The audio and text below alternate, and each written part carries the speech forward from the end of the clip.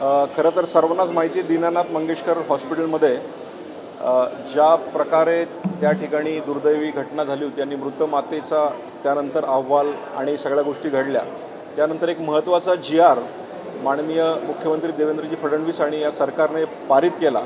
त्याच्यानुसार यापुढे कुठल्याही चॅरिटी हॉस्पिटलला पेशंट डायरेक्ट ॲडमिट करता येणार आहे आणि कुठल्याही चॅरिटी हॉस्पिटलने त्या ठिकाणी कुठल्याही प्रकारची रक्कम, अनामत रक्कम घ्यायची नाही, असा तो GR आहे आणि याचा फायदा गोरगरीब जनतेला येणाऱ्या काळामध्ये संपूर्ण महाराष्ट्रात होणार आहे।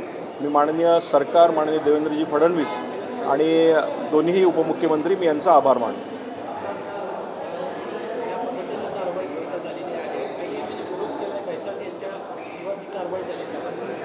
खरं तर ज्या पद्धतीनं आता कारवाई चालू आहे आणि त्या कारवाईत आणखी त्यातले कलगीतुरे बाहेर येणार आहेत। डॉक्टर घैसास यांच्यावरही त्या ठिकाणी गुन्हा दाखल झाला आहे। कालच 10 लाख रुपयाचा दंड झाला आहे। असं मला वाटतं तो दंड जो झालेला आहे तो अत्यंत कमी आणि तोडका आहे। तो दंड आणखी खरं तर मोठा हवा होता आणि आणखी त्यातले अजून बरेच अहवालातल्या काही गोष्टी पुढे येतील, त्यासाठी आम्ही प्रयत्न करत आहोत।